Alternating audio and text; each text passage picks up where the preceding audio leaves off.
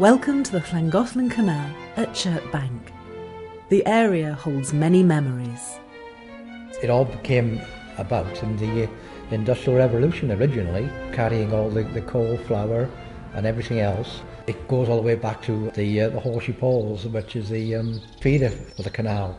Even when I was a young lad, the canal didn't go very fast. You could drop a stick in and you could watch it for about 10 minutes and it would move about a few yards, whereas the canal now is being pumped in as a reservoir feed as well now. Limestone is quarried not only up behind Oswestry through Salatin and Bronigarth, but the Vron as well. They used to bring it down from the tops in the Vron and across the A5. They had their big kilns at the side of the canal there. My name is on that bridge, by the way. Yeah, well, you know, we had a lot of time for our hands in those days. Do you remember Di Rogers? I mean, his name's above mine. Is it? Oh, he's done a great job of his. It's Di Rogers, 1943, and mine's a bit fading now underneath his.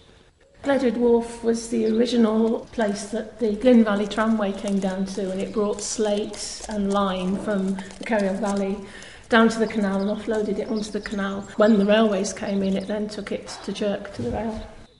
Well, I was born on the canal, basically.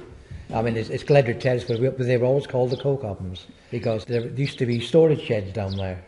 Opposite, it has now been filled in, which used to be a spur for loading the boats, which is on the other side of the towpath.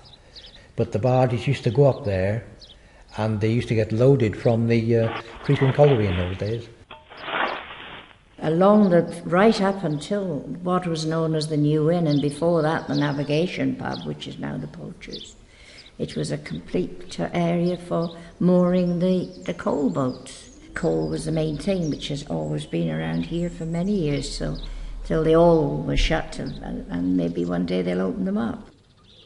You didn't get an awful lot of boating in those days.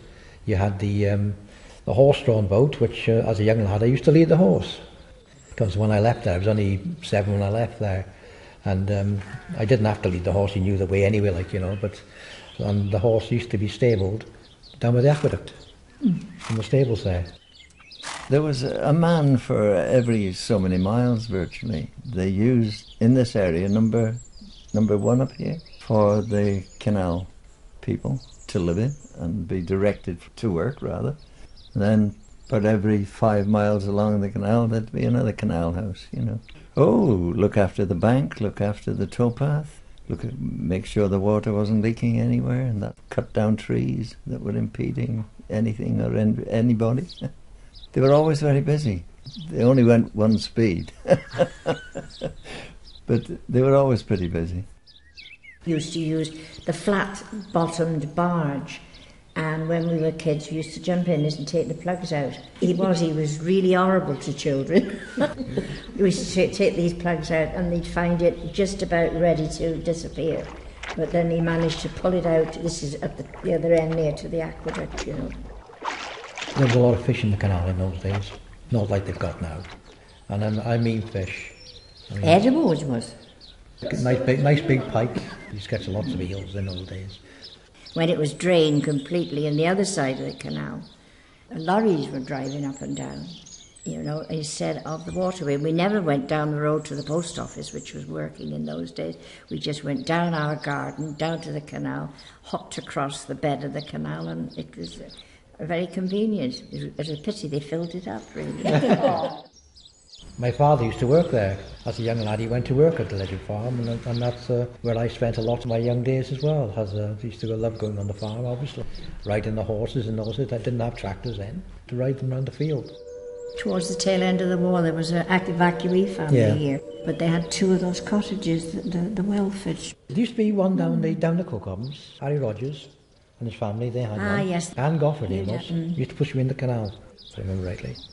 When I was teaching near Liverpool, there was a young lad in my class. He asked me which team I supported, and I said Wrexham, and he said, "Oh, my granddad went to live out there during the war. He actually lived round here, and he remembered the old headmaster at Westminster School." In 1953, we went down to Yes. your nan's house to watch the coronation. That's right. We didn't have a TV ourselves then. And they had a shop tacked on to the end of this house and sold sweets, and then another chap who kept a garage, Jones's, turned it into a bike shop. And then I think it's probably not the third people after Rogers's took it all down. But they even had a cute little toilet on the outside, which was absolutely reverent in those days. There's an old oak tree in the field behind the chapel, which we used to go and play in as kids, and we used to call it the Mama Papa tree, and it was covered in ivy. And the reason we called it that is because you could just get up into the ivy and you could just disappear into the tree.